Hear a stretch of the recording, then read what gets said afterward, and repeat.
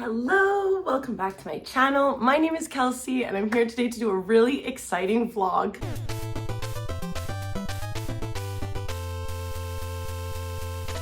Oh, where are my glasses?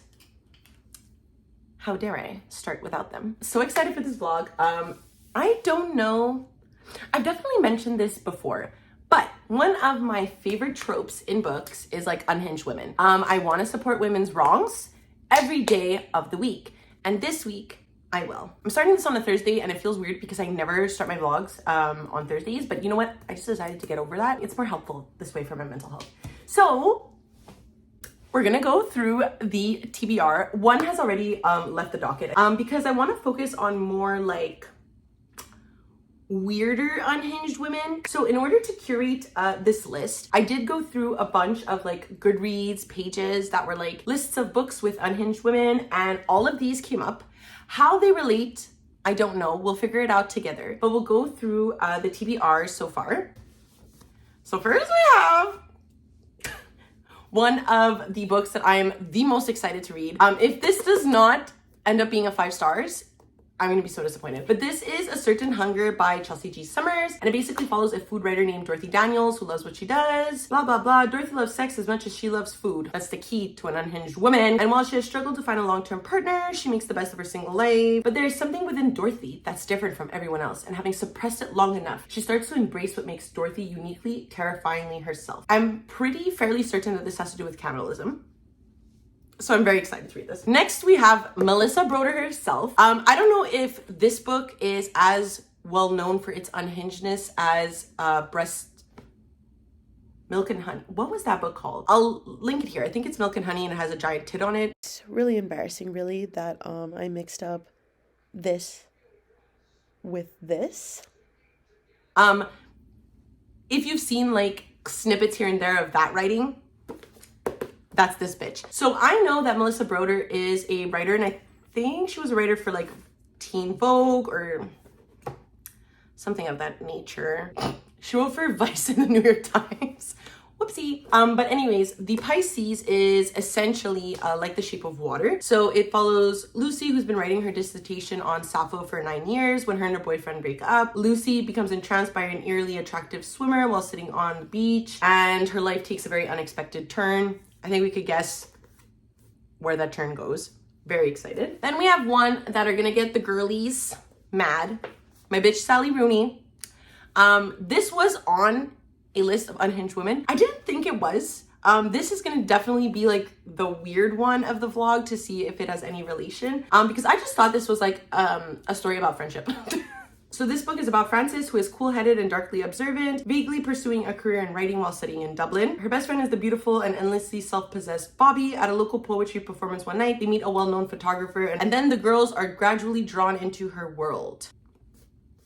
We'll see how it goes. I don't know how unhinged that one's gonna get. Then we have Cersei by Madeline Miller. This has also been on those lists. I don't know why. I think is it because Cersei's like a witch? Does she have like a descent into madness? Because that's what I want. Cersei is a strange child, not powerful like her father, not alluring like her mother. Turning the world of mortals for companionship, she discovers that she does possess the power of witchcraft, which can transform rivals into monsters and menace the gods themselves. Zeus banishes Cersei to a deserted island where she hones her occult craft and crosses paths with many of the most famous figures in all of mythology. But there's danger too for a woman who stands alone, and Cersei unwillingly draws the wrath of both men and gods, ultimately finding herself pitted against one of the most terrifying and vengeful of the Olympians. Here for it. And then finally, we have a book that has been actually recommended to me on several occasions. This is Luster by Raven Lalani. From what I understand, this is about a character named Edie who is in her 20s, and she meets a dude named Eric who has an open marriage with rules. So Edie becomes kind of like entranced into this like open marriage, and we'll see where it goes. So now I am not sure which ones I want to start with. I kind of want to start with A Certain Hunger because like it'll put me in the mood. However, it is the most unhinged. So like, do I want to save that for like when I'm slumping? I'm thinking maybe I should start with Conversations with Friends because it doesn't seem to me to be the most unhinged. Then do I start with Cersei because it's the thickest? Or do I start with Leicester because it's the smallest? I think what I'm going to do is put an Instagram poll. I'm not going to put a certain hunger on there because this was one that I'm going to read anyways. And it's one that I'm very excited to pick up and will probably be the next one I pick up. So I'm going to do the 4 of these and we'll see what people say.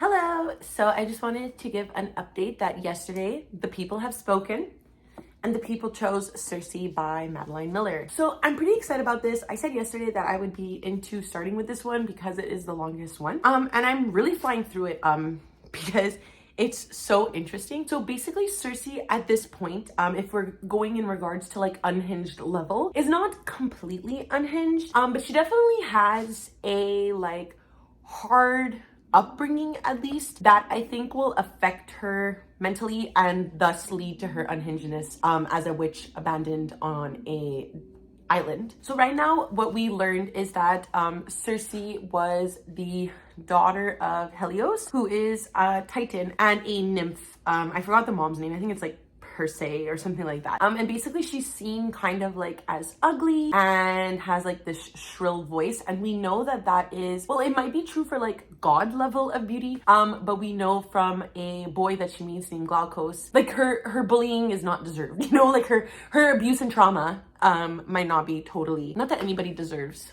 abuse and trauma, but you get what I mean. Because Cersei is so desperate for love, she decides that she wants to turn this boy into a god, and the story kind of unfolds from there. Because Cersei decides to do that, that's what kind of kicks off her being like segregated to an island alone and being punished for the action of converting this boy into a god. What I really wanted to update you on, and like what made me excited to read, because basically like this was a pretty typical story up until this point. So the last line I ended on last night, and I like swiftly closed the book because I was like, this sounds intriguing. It says, when I did my magics, I felt the same span and head. I tracked my father's burning chariot across the sky. Well, what do you have to say to me? You threw me to the crows, but it turns out I prefer them to you. No answer came, and none from my Aunt Moon either. These cowards. My skin was glowing, my teeth set. My lioness lashed her tail. Does no one have the courage? Will no one dare to face me? So you see, in my way, I was eager for what came. I'm sorry, is that not the best ending to a chapter that I was like, oh my god, bitch, we're getting unhinged. And that's what I want. I want to support Cersei's wrongs. So right now I'm on lunch for my job. So I think I'm going to dive into this for sure, see where I can get to in about an hour, and then update you later on tonight because I definitely like am busy today. So peace be with you. Hello, so I wanted to come on here to give an update for Cersei by Madeline Miller. I am currently on page 183, and I wanted to come and update because I was watching Simone's sprints and participating, and something Simone had mentioned in the live was that our friend Lucy also found this to be like textbooky, and I think Lucy really pinpointed what I don't like about this book. I'm enjoying it. I'm enjoying this story. I definitely think Cersei is getting more and more unhinged, which I'm appreciating. But the problem is each and every chapter in the book, it feels like a mini story. It feels like we're just passing through Cersei's life really quickly. We have brief mentions of the Minotaur and how that happens. We have mentions of Ariadne. We have mentions of Medea and Jason and the Argonauts. And all these things are happening, but they're not really developed. And I think if I really look at it critically and understand Madeline Miller's methodology, I would say like all these things happen without Cersei there, right? So Cersei is involved in a sense. Her family is very much involved in these well-known mythological figure developments. But Cersei herself, because she is isolated on this island, is not really involved. So we're only getting these glimpses of small little stories. She only interacts with people for little amounts of time. And I think that while that's perhaps adding to the sadness of Cersei's story, is it keeping me entertained?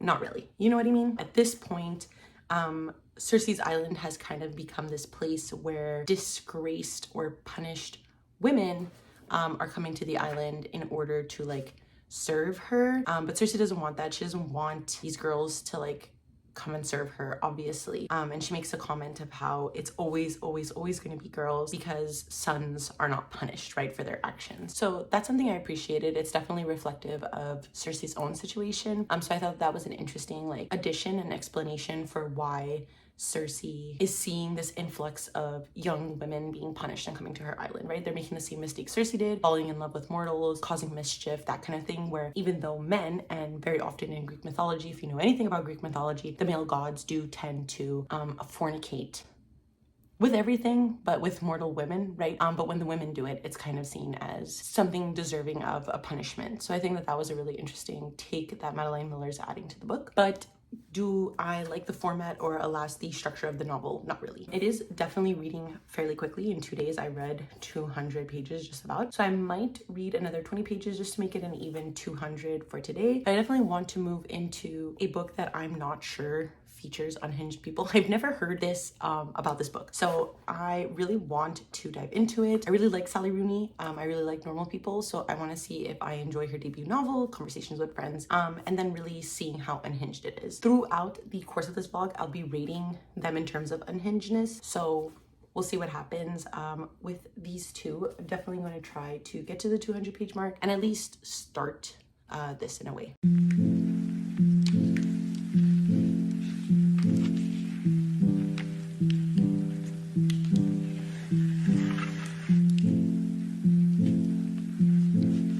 So hey, I'm just here to give you all an update. So I did manage to make it to page 200 about yesterday. I'm a little bit further than that, like 215. And I think more interesting things are happening in the book. It's feeling less textbook-y since Odysseus came into the picture. And I think that that's because Odysseus has like the most concrete sort of relationship with Cersei. Something that I found really interesting is the talk of sexual assault in this book. Cersei does experience sexual assault, and then because of that she's very weary of travelers, and when the men come and they have like shifty faces and she just knows it's gonna come, she turns them into pigs before they can do anything to her. So that's what happens with Odysseus's men. She gets like an icky feeling from them, so he comes kind of to like apologize on their behalf, and she convinces them to essentially stay.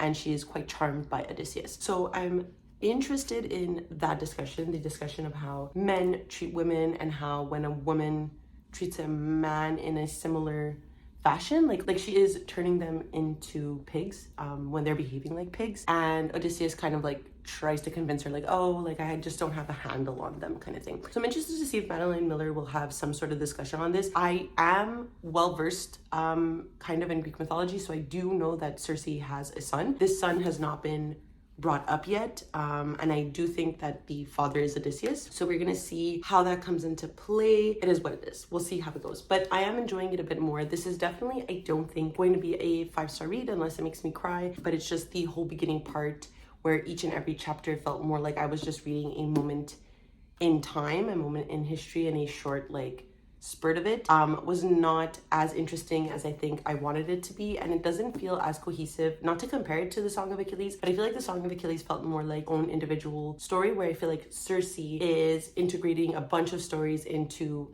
one, and I don't think it works as good for me. However, I do also want to mention that I started Conversations with Friends by Sally Rooney. I am 50 pages in. I've already tabbed some things. I just love Sally Rooney. I love the way she writes. I think she has really interesting things to say. I think her writing style is really interesting. It works for me. It is this very like melancholic kind of, you feel like you're in like a depression zone type of writing. I know a lot of people don't like the quotation marks, but I do. I think it feels more like the main character is telling a story to us, and that's why there's a lack of quotation marks, because when you would be telling a story to someone, you would be like, he said, she said, without emphasizing the quotation marks. So I really enjoy that technique. I think that Sally Rooney uses, and I think it adds to that melancholy feel of the book. At this point in Conversations with Friends, we're basically following two characters that I explained at the beginning. Bobby is kind of the eccentric friend, the wild friend out of the two, and Francis is very much the like introverted, quiet one. They work together as these like spoken word poets, although Francis is the one that writes all the poems. And what ends up happening is that they meet a photographer named Melissa, who then introduces them to her husband, Nick. And we're going to, what I assume, see how their stories kind of intertwine with these two young girls. So far, I'm loving it. I think that's pretty clear. I don't think I cannot love Sally Rooney. So we're gonna see what happens. But I'm definitely getting like the feeling that this book will mean something to me, or at least will provide me with something to think about or some sort of introspective thoughts. Like, I think that that's what's going to happen. In regards to level of unhingedness, Cersei's definitely taking the cake. Turning men into pigs, we stand. I don't know yet. Francis might get involved with a married man. We'll see what happens. I don't think that's the most unhinged thing that's ever happened. I think for now, I know that we are going to go pick up a couple of things from the pharmacy, from the mall. So I might just read what I can from conversations with friends until then. Good morning. I feel like absolute garbage today. I took the day off of work. I'm so tired. But I did finish Cersei last night, and I want to give my opinion on it, just not right now, because I definitely need to make a coffee first, probably a tea to, like, you know, clear the sinuses, and then we'll get into my review of Cersei. It's an ugly ass day. Ugly. But we'll do something. Okay, so I just finished eating. I feel a lot better. I had a soup. I'm having tea now. Really absorbing hot liquids in order to help. Like I mentioned before, last night I finished Cersei by Madeline Miller, and I ended up giving this 3 stars. I am super in the middle with this because while I do enjoy Cersei as a main character and I really enjoyed her backstory, Miller's writing in this was far from engaging. Like, I was not engaged at all. I think the themes of feminism and the discussions about misogyny presented in Greek mythology were present, like they were there. But I feel like Madeline Miller didn't expand enough on what I believe she was trying to do. The moments where Cersei interacted with the handmaidens, as you saw, I really enjoyed. The moments where Cersei's interacting with men who are coming to these islands to sexually assault her, I thought were interesting. I thought it was a movement forward in looking at Greek mythology and looking at the roles that women normally play in these like mythos. That altogether was really interesting, but I don't feel like it lasted long enough in what I would have expected from a retelling of Cersei. The only moment that seemed to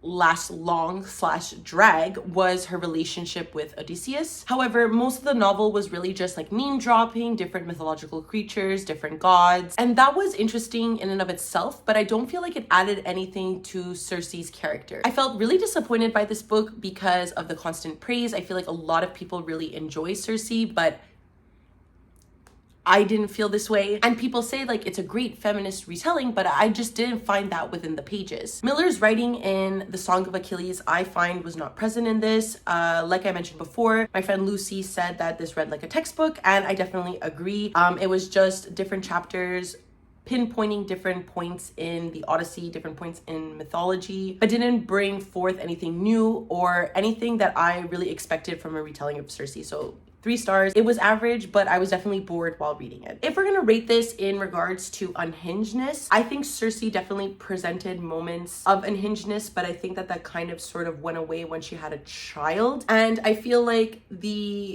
what I expected at least of Cersei as this witch that's alone on an island just wasn't as unhinged as I needed. Now I'm going to be finishing a book today for my Heroes of Olympus vlog. I've been reading a lot of Greek mythology, so I feel like I'm like a connoisseur now. And then if I have time after finishing the Heroes of Olympus today and I'm not doing anything, I will then pick up Conversations with Friends. I think I could also finish that, if not today, then very early tomorrow, and we can start another one of the TBR books. So let's get to it.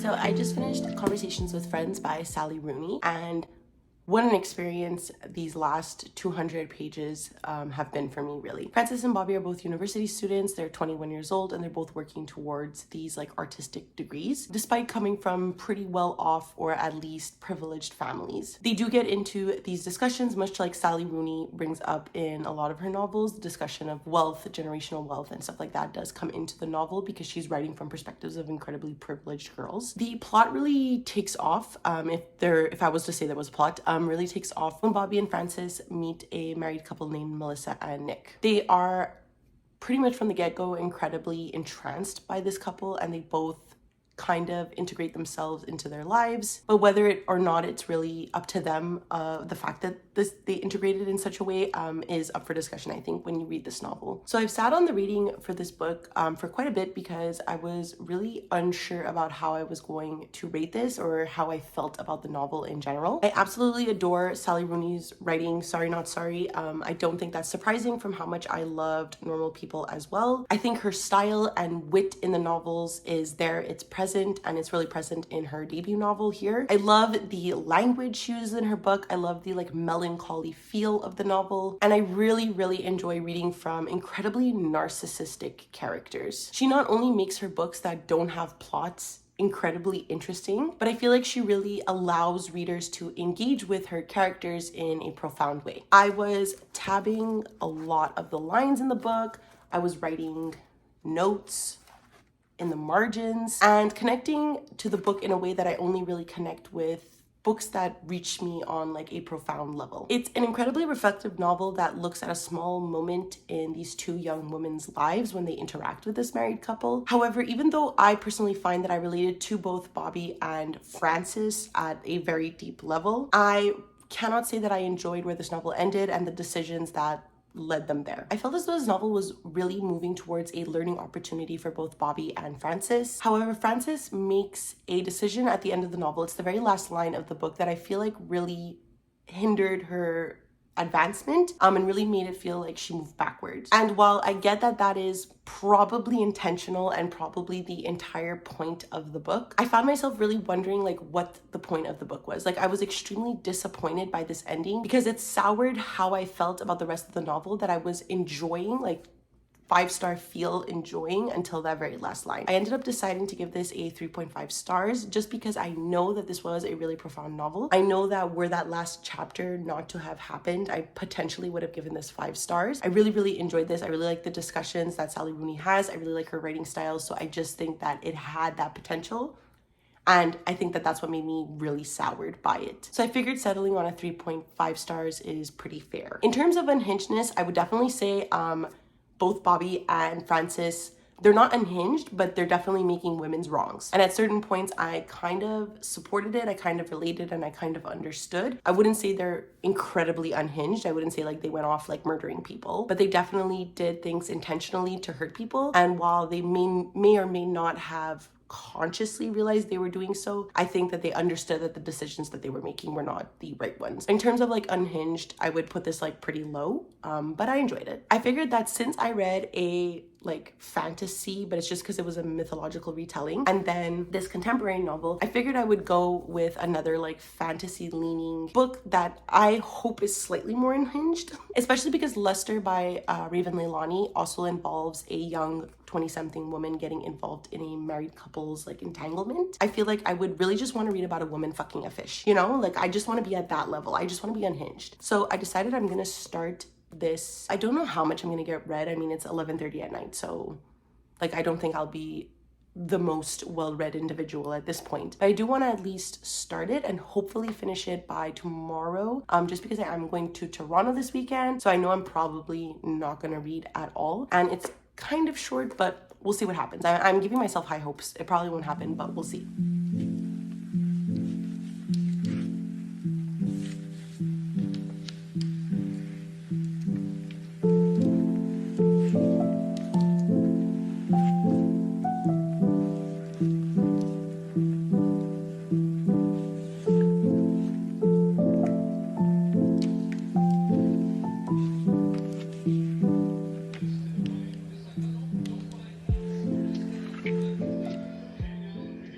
So I wanted to do a quick update. I'm currently packing for my trip to Toronto. So there might be like some Toronto images, videos, I guess, in this vlog if I feel like it. But I did want to update on where I got to in the Pisces so far. So I'm currently at page 145, chapter 31. And this is the unhingedness I was looking for. So essentially in this book, our main character Lucy has been writing her dissertation on Sappho for 9 years, and she has a dramatic like fallout with her boyfriend. So her half-sister invites her to come to Venice Beach to take care of her dog, and they're home while her sister is off on like a European vacation. And the catch for that is that Lucy agrees that she's gonna go to like a group therapy for women who seem to be addicted to like love, sex, and relationships. Because Lucy's sister lives on the beach, Lucy is kind of coming into contact or talking with this man who appears to just be in the ocean. And I think you can guess where the story goes. Actually, 145 pages in, we just had our first like sex scene. It was the merman eating out Lucy, and he then reveals to Lucy that he is a merman. And it was a very like interesting scene because she just came back from helping her friend deal with like having suicidal thoughts, and so Lucy kind of feels not threatened by her mental state, but definitely like, okay, what is happening? Melissa Broder is definitely a graphic writer. She definitely writes for shock value. Like the very first paragraph in this book is talking about the dog taking a shit, you know? Like she's super graphic with what she's describing, and Lucy as a main character, I wouldn't say is the most likable. Like she definitely makes stupid mistakes, and you're definitely like wondering where she's at in her growth as a woman coming out of a breakup, you know? She's very self-aware of what's happening.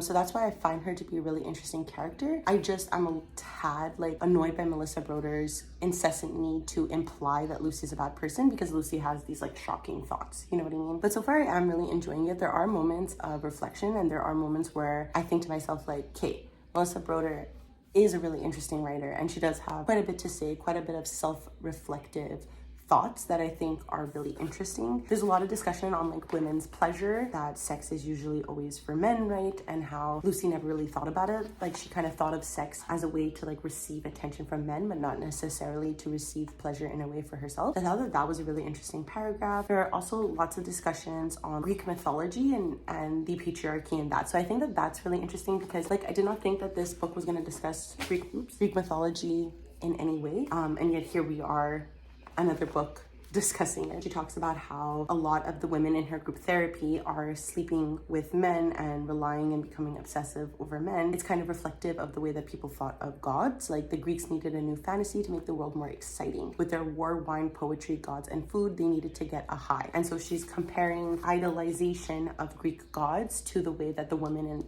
this group therapy idolize the shitty men in their lives. There's a section where she's also discussing enjoying Sappho's poetry, this ancient Greek woman who the name Sapphic, the term Sapphic is named after. She compares that to this like kind of pretentious boy that she's gonna go fuck who likes the Beat Generation. So that's like John Kerouac and like all these fucking poets that I hate so much, is really grasping the idea of patriarchy, and the merman in this book therefore becomes this like symbolic or memorialized version of the perfect man.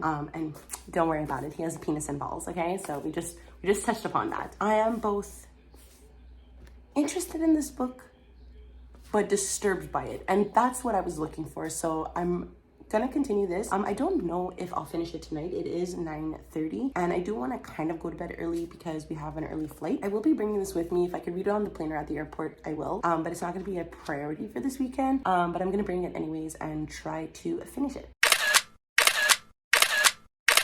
Hello, so I got back from Toronto yesterday, and I just wanted to give a summary because yesterday I did manage to finish The Pisces by Melissa Broder. Before we get into my review on that, I do want to talk about the bookstore that I ended up visiting. So we only really had time to visit one bookstore, so I decided to go to a place called Flying Books. The bag is a little destroyed because it was in my luggage, but I bought two books that I think really fit the theme we are currently seeing in this vlog. So because in this vlog I read some Greek mythology, obviously occurred in Cersei, which is a retelling of Cersei and Greek mythology. But we also saw Greek mythology mentioned a lot within the Pisces, and a lot since I updated you last. So I thought it would just be fitting to buy another feminist take on like Greek mythology, and this is called The Women of Troy. So this is a daring and timely feminist retelling of the Iliad, which is the Greek mythology from Homer that I don't enjoy the most. So Troy has fallen and the victorious Greeks are eager to return home with the spoils of an endless war, including the women of Troy themselves. And then the one-time Trojan queen Briseis,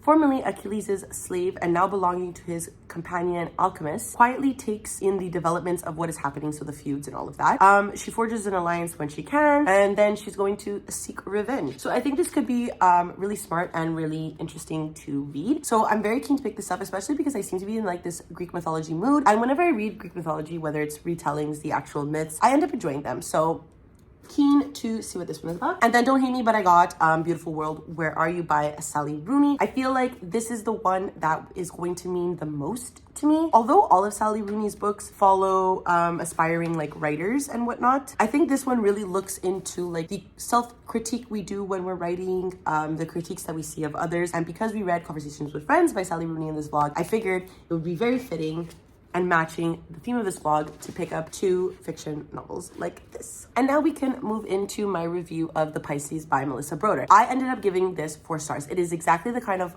fucked up shit that I needed. It's definitely the weirdest book I have ever read in my entire life, and it's not for everyone. Broder writes in the most disgusting of ways, and she's using that to really show how it sometimes sucks to be alive. This main character is very nihilistic. The way that Melissa Broder writes about like shit and piss and coming and like vaginas and dicks is so graphic and gross that it's really working to emphasize the depression that our main character Lucy is experiencing. At its surface, this is definitely a novel about a woman having a sexual relationship with a mermaid, which does happen. However, in reality, I would argue that this is more of a fiction piece on depression and how depression works like a drug of some sort. Arguments can be made that this book is kind of tackling drug addiction and how it romanticizes the highs of relationships and the highs of lows compared to the very deep and real bottoms that we feel, like the lows of the drug, the breakup, the getting back together and experiencing that high again, that type of situation. There are so many ways to interpret this weird novel, and that is why I enjoyed it quite a bit. As mentioned, Lucy, the main character, because we were reading from her perspective and thus Melissa Broder's writing, she is a horrible human being. Her decisions and actions make this novel really, really hard to read. There's one particular scene that I do want to mention. I just want to give a trigger warning for animal death in the book, and part of that animal's death is due to Lucy's actions. So sometimes her actions and the way that she thinks makes this novel really hard to read, and that's why I wouldn't recommend it for everyone. The entire novel, while it seems really surface level, was quite fascinating because we are essentially reading from the opinion and thoughts of a person who kind of wants to give up on life and just succumb to her depression, succumb to the lows of a drug. I'm very, very interested to read from Melissa Broder in the future, whatever she publishes. I know she has Milk Fed next, and a lot of people find this book really gross, but I just find Melissa Broder so disgustingly intriguing that I do want to read more from her. It is difficult because of that language, but I find her really interesting, and I ended up giving this 4 stars. Also, I do want to say a funny story. I was reading the end of this on the plane back from Toronto, and I had it like under my armpit like this, and I was moving up to get my carry-on, and so the book naturally fell on the floor, and the people that were sitting behind us were like 60-year-old men, and they picked this book off the floor to try to help me and give it to me, and he looked at the cover, and then we made eye contact, and he realized that he picked up a book of a woman and a fish embracing, and probably was like, what the fuck is this girl reading? So yeah, thanks Melissa Broder for that. And then I just want to quickly mention that I have started Luster by Raven Lalani. I am currently on page 25, and so far I'm enjoying this. The novel, or the perspective that we're reading from, is a tad similar. We're basically following a young woman who it seems like is just like traversing life. Edie is stumbling through her 20s, and she meets a man named Eric, who is a digital archivist with a family in New Jersey, including a wife who has agreed upon an open marriage with rules. So I'm very excited to see where the rules come in. So far, we've only met Edie on her first somewhat date with this man named Eric. So I'm very excited to read this because it kind of has the like melancholy feel of these books that we've been reading. But the writing is a tad more direct in this book, whereas I feel like the Pisces was just like a nuisance. So excited to see where this one goes. It's also quite short. I forgot to mention that in terms of unhingedness, this one has been the most unhinged so far. So that's it for this update. I am almost done my lunch break. I'm probably going to get back to work. I have quite a bit to do. And then I'll just update you when I can later on in the day. Bye. Hello. So I haven't updated in a while. Please excuse the mess that's in the background of books. But I just wanted to come in and say I am 148 pages into Lester and I have no fucking idea what's going on. The writing is extremely like fever dream-ish, and I think that that's the point. Like, I think we're supposed to move in and out of like her memories and thoughts and like what's going on. But I personally am very lost. And I don't know if I like the book as much as I'm supposed to, because I'm really not following along with what is happening. So I'll let you know what I think. I probably have like another 50 to 60 pages left, but like I really have no thoughts on this because I don't understand what's happening. Very like going with the unhinged theme for sure, because I feel unhinged reading this. So we'll see what happens. Hello, so I'm going to try to do this update quick. I did finish Lester by Raven Lalani, and I ended up giving this 3 stars. I think you could probably tell from, first of all, the lack of updates. I definitely slumped while reading this book, and I definitely fell asleep while reading this book. And I don't think it's to the fault of the book per se, but it might be that my own fault for reading it at night. Probably should have invested myself in a more like faster paced book and focused more on this in the daytime. But we'll get into my review because I'm actually really disappointed that I didn't end up liking this book. This book is insanely hyped and it has been insanely hyped for quite a while, and I just feel like I don't feel much towards the book. I found myself really confused by the book, by the plot. I really enjoyed Lalani's prose in the book. I definitely feel like it's dreamlike, and I think that that could be the detriment, at least for me, when I was reading this book, because I ended up getting really lost in the novel, but that made me really confused as to what was going on. There were a lot of flashbacks as well in the book, and I just found myself like, is this what's happening now? Is this what was happening in the past?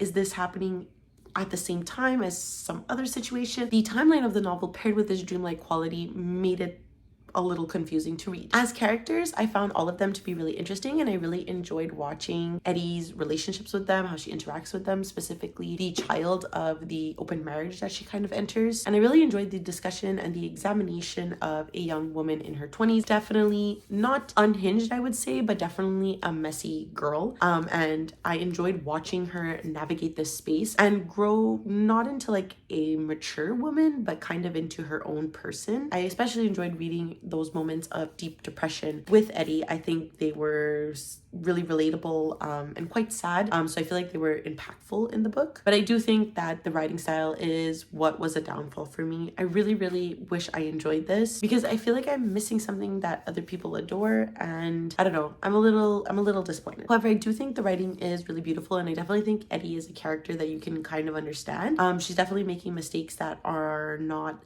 the best. So I think there's some interesting discussions in here. I just wish I enjoyed it a little bit more. So now that I've completed this, it is currently September 29th at 9:06 p.m. and I really want to read A Certain Hunger by Chelsea G. Summers. So the book is 250 pages. If I read 100 pages tonight and 150 pages tomorrow, I can complete this in the timeline that I set out for myself during the month. This vlog is coming late. I've just noticed that like this year, me with vlogs, I'm a little too ambitious and I've been reading too much and I'm giving myself slumps. I really want to read this. This is the book that I've been looking forward to the most. So if this vlog does need to continue like one extra day, I'll probably do it, but I will definitely be starting this tonight and hopefully reading quite a bit. Hello, so I just wanted to give a quick update for A Certain Hunger. I'm up until page 128, so I have about like 100 or so. Oh no, ripped. 100 or so pages left. I'm really enjoying this. Chelsea G. Summers is a fantastic writer. I think she really blends the narrative of like having a really unhinged female main character tied with the fact that she is a cannibal and she's like kind of unapologetic about it. So where the story begins is that we meet this main character named Elizabeth, I think. Dorothy. I don't know why I thought it was Elizabeth. So we meet Dorothy and she is trying to become a food critic and she uses sex, she uses her sensual appeal in order to get where she needs to go. And then finally, when she starts to make a name for herself, she begins dabbling in the cannibalistic arts. I'm really enjoying this. I'm very excited to continue. This vlog is going on longer than expected, but I feel like with most of my vlogs, this is just, it is what it is. My vlogs never last as long or as short as I want them to. And now it's the 1st of October and I'm not even done a book that I wanted to finish in September. So we'll see how it goes.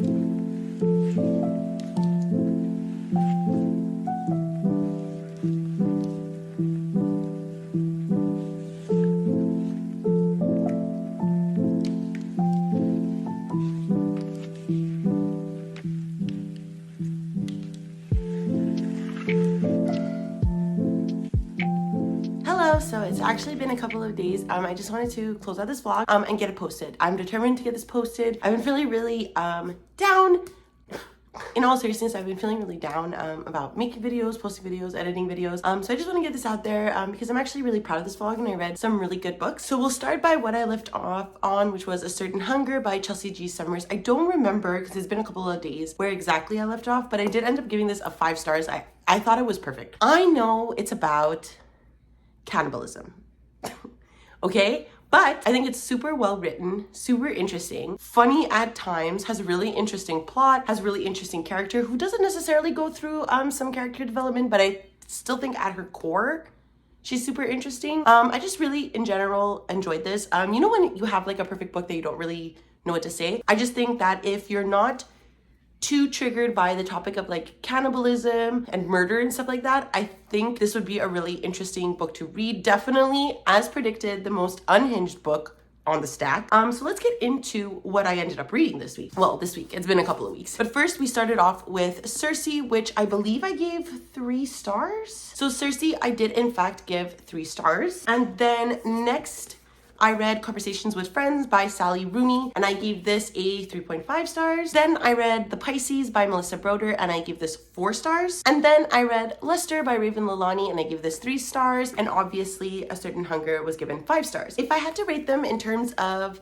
unhingedness, I think I would do it in this order. So Luster at the bottom, I did not find her to be unhinged per se. Definitely struggling through her 20s, but I wouldn't necessarily say that that's unhinged. Similarly with Conversations with Friends, even though our main character, Frances, continuously makes some mistakes, I wouldn't consider that unhinged. Then we have Cersei, who's like kind of unhinged, like she's turning men into pigs who visit her island, so like I guess go off queen, but other than that, like not the most unhinged. The Pisces, definitely getting there. Definitely prepared me for A Certain Hunger. These two, I would say, we have our most unhinged main characters. Something I have noticed with unhinged female characters, if I would have to pick topics, it would definitely be the sexual desire of women. Definitely comes up as a main topic throughout all these books. I think all of them go over women finding their own sexualities, women tackling sexuality. And I believe that whether it's through the symbolism of cannibalism or through the discussions of being in your 20s and entering relationships with older men, I think all of these books tackle women's promiscuity and sexuality in a specific way that I think is prevalent for the unhinged women trope, but also for women's literature and tackling in a way like a woman's journey. I could probably come up with a better thesis statement if I had more time and if I was still in my English degree. That would be something I would probably tackle with these books. I think they all had value in that specific like discussion of women's sexualities versus do we see them as unhinged or not. I think that would be a really interesting thesis statement if someone would do, and someone's in their master's right now. Give me credit where credit is due. But that's it. These are all of the books I read for this vlog. I really enjoyed my time reading Unhinged Women. We support women's rights and we support women's wrongs. And that was the entire point of this vlog, and I really enjoyed it. Please let me know down below if you've read any of these books and if you liked them. Did you hate them? Did you feel the same as me? Let me know. But if you would like to follow me on any of my other social medias, I do leave a link down below to my Twitter, Goodreads, and Instagram if you would like to follow me there. And because it is the end of the video, please do not forget to like, subscribe, and ring the notification bell. I tell you this every time, but it makes me feel really good and special. So thank you. And that's it. I never know how to end these things, so I will see you next time. Okay, bye.